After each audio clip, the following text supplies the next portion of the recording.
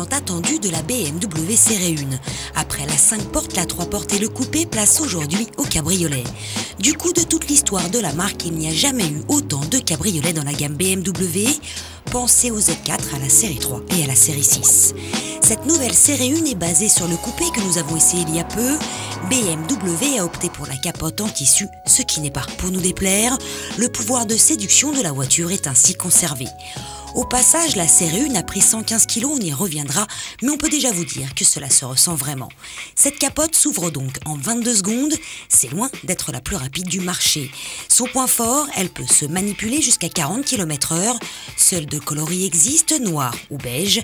Il est également possible de choisir l'option anthracite, soit un tissu à reflets argentés.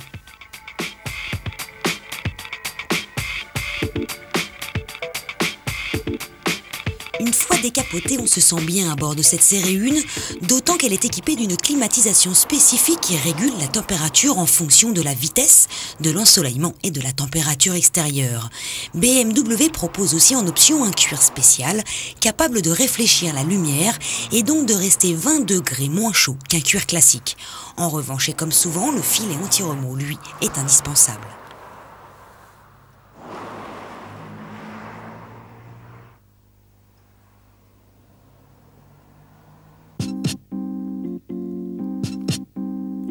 Esthétiquement, à Maxi Test, cette série 1 a su nous séduire. Mais on sait que le design BMW ne plaît pas à tout le monde. Malgré tout, ses lignes sont dynamiques et élancées. L'arrière, lui, est réussi.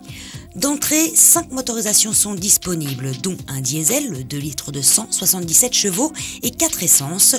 Le 3 litres biturbo n'étant pas disponible lors de notre essai, nous avons opté pour le 3 litres de 218 chevaux. L'intérieur est le même que le coupé, la finition est toujours sans reproche. 4 versions sont proposées, confort, Excel6, luxe et sport design. La BMW série 1 cabriolet est une 4 places. À l'arrière, des adultes peuvent s'installer, mais pour de courts trajets seulement.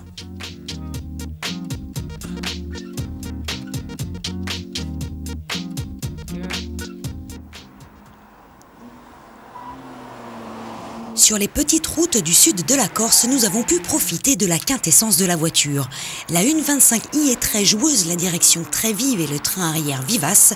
Une fois que l'on a tout déconnecté, DSC et DTC, la qualité du châssis est omniprésente. La sonorité du moteur entraînante, mais les limites ne sont pas très loin. Déjà, à cause de son poids, 1585 kg et ses freins manquent d'endurance. En revanche, la boîte de vitesse est précise, même si son étagement aurait mérité plus d'attention. Malgré ses traits de caractère, on s'attache particulièrement à sa conduite dynamique, mais on se dit aussi que face à une Audi A3 de l'ITF et si la 125i cabriolet pourrait souffrir de la comparaison.